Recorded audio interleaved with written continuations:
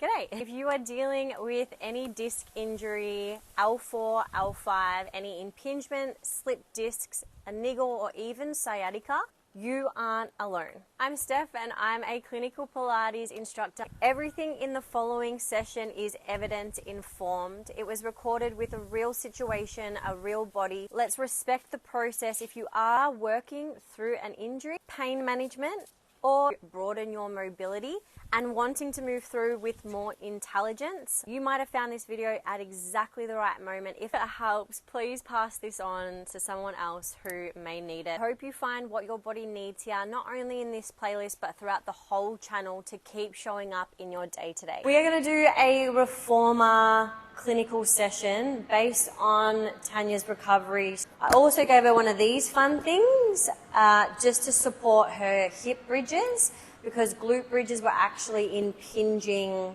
the discs and the muscles around it. It's almost like too much of a load for my body right now. Yeah, so we're just chipping away at building those bridges. All of our springs are on at the moment, so carriage is completely safe. Tanya gets to lay down, so we're getting a whole well-rounded reformer clinical session. Really, really great exercise at the end that if you want to hang around for. Let's go. Lift up when you're ready. Lift those hips up. Nice. I'm going to place the Pilates ball, with my hands straight away. And if you need to move it around a little bit, feel free. We want to try and keep the feet pretty narrow as we start to lift those hips up. So that Pilates ball just kind of works as a softening as she peels back down. Yeah. It just reduces the range, and there's also that extra support. Pilates balls can be deflated and inflated depending on how much range, and that's how you can actually increase safely. Awesome. Nice. I'm going to throw a spanner in the works. If you can place your feet up on the foot bar and keep going.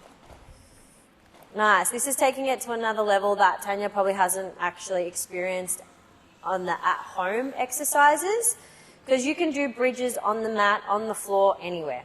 Anywhere. Beach, family picnic, who cares what everyone thinks, right? Nice. Slowly peel down. Beautiful. Good. And then when Tanya starts to feel stronger in this position and this posture, this exercise, we can start to isolate and include like single leg glute bridges with a bit of a stretch. We're not going to do that today. Optional add-on for those of you who have a reformer at home. But I would wait until at least 6 to 8 weeks, same program, before isolating. You've got 2 more. Squeeze up. Nice. How's that feeling? It's good. It's tight, and I always feel it like more on my left. In clinical Pilates, it's so important to listen to what the client says. And this is the way we got around that shooting pain on the left side. And on that next one, we're going to keep those hips up. Try and really push through that left heel. Yeah, nice. Good. We're going to hold. Breathe. See if your arms can come up in the air for me. Good. You're here for 5. You can pulse it out if you want. Otherwise, hold and squeeze for 2. Nice. And 1. Good. Slowly peel down. Nice work. To neutralize the spine, knees to chest, and just give them a bit of a hug. Realize that we are on a ball and it might be a little bit wobbly. Heavy spring. Side single leg presses, vertical bar. Really great clinical exercise to incorporate when building strength in the glutes. Heel and toe on the foot bar, and then we start to press all the way up. Nice. And then back down, just enough so we're getting tension, just to there. We're still keeping tension on that leg.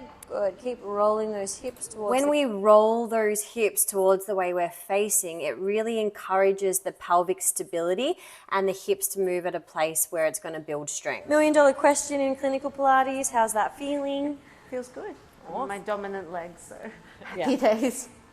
We got this. Nice. Few different variations I want to try with you today. So we're going to just keep it at 6 to 8 reps. Lucky you. Nice. On the next one, we're going to press all the way up, Halfway down, bend through the knee. Beautiful. Keep bending, hold, bit more, bend, bend, bend. Good. With this bottom leg, can we send it long and start to adduct through that bottom leg? Nice. We're starting to turn on those inner thigh muscles. Good. I'm going to challenge this by flexing. Nice. How's that feeling? Challenging. Okay. Good. Different. It is. Yeah. With that top leg, we are replicating standing and climbing steps without doing any single leg RDLs or putting too much pressure on the lower back or the spine. We're laying down, we're supported. What also wraps into the pelvis and the lower back is our inner thigh muscles that usually get forgotten about. So a really great adduction here. You can squeeze and hold for 5. Sorry, 10, 4. You can react on camera, I don't mind. It's like Pilates all over again. It is.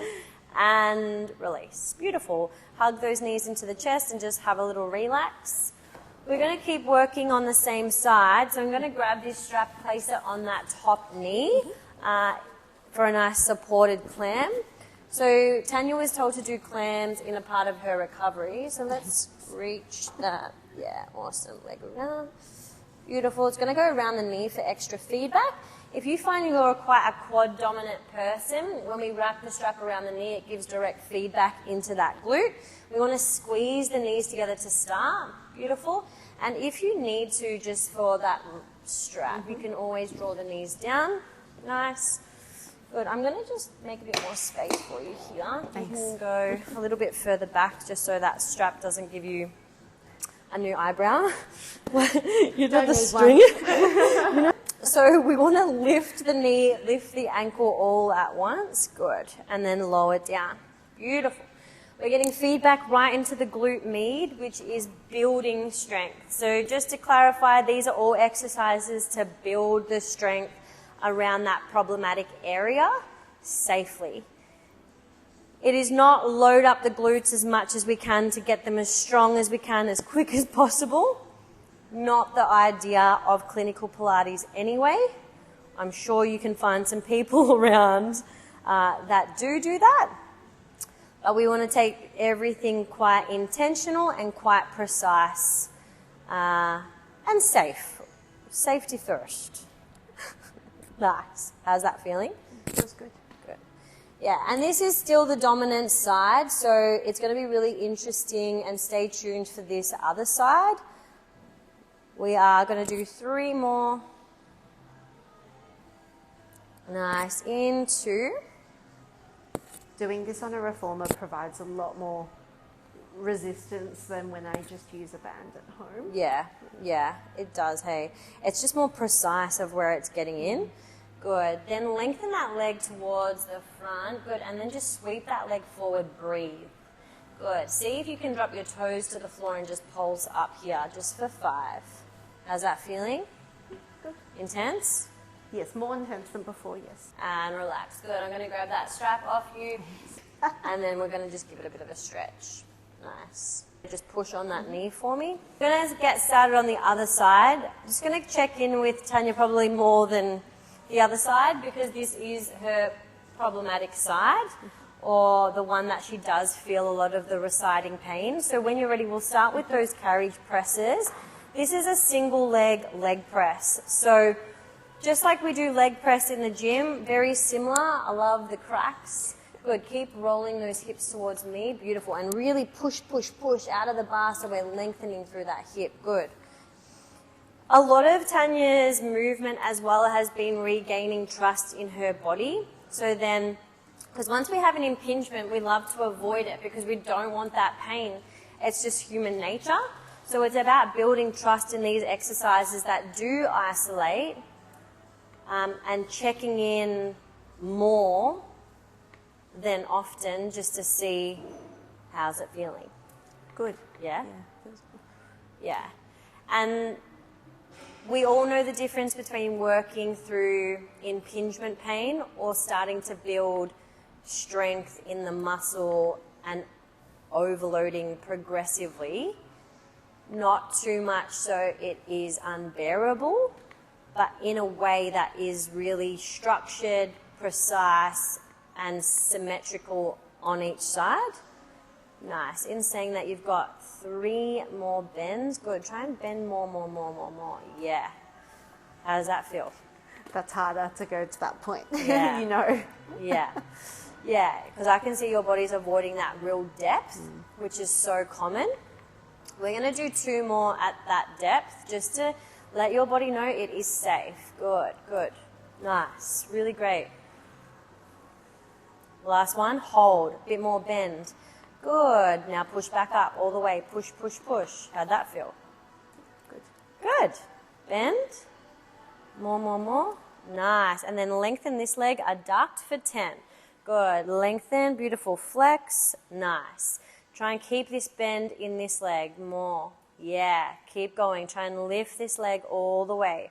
Retraining the body. It's not an easy thing to rewire the brain. In 4, 3, 2, and relax. Good. Give those knees a bit of a squeeze. All right. We're going to get into those clams. And begin with those knees together. Squeeze, squeeze, squeeze. Nice. I always like to find like a hand behind the back just to know that I've got enough space. And then we go for gold here. We lift that top knee, breathe, good. And then exhale, squeeze. Good. You can flex these feet to get a bit more feedback through that hip. Well done. Good. You've got great range on the left. Yeah. Honestly, I think over the past few months, my range has increased, which is good. Nice. How's it feeling on this side? So far, okay. Yeah. Tight. It's definitely like I feel it from here all the way here. Yeah. But that's expected. Yeah. And Tanya's range is still quite great in terms of, even though she's working through slip discs, which can very easily start to see a change in range, because again, that same thing we want to protect. So yeah, and Tanya was just saying that she didn't usually have the range, and now she's learned to, okay, like it is safe to keep practicing and going a little bit more. Yeah, good. My body doesn't freak out as much as it used to. Yeah, good. You've got last one, lift and hold, good, and slowly down. We're just going to get that sweep of that leg. If this feels anywhat so painful, let me know. Turn the toes to the floor and pulse up with the leg. Nice. We're getting the external hip flexor here, so it can be a little bit grippy. It's exactly that. Right there. Right there. Awesome. It feels like we're working the bone marrow. We're here for 3, for 2, and 1. Good. I'll grab that inside the knee, cut it in, and just push onto that for me, releasing that outer hip. When we're working with the muscles, I love to release the muscle that we're building strength in. If this content is helping you, please subscribe. If you need more customized one-on-one assistance, please head into the online community where we can have a look at a regime that suits you and your circumstance, whatever you're working through.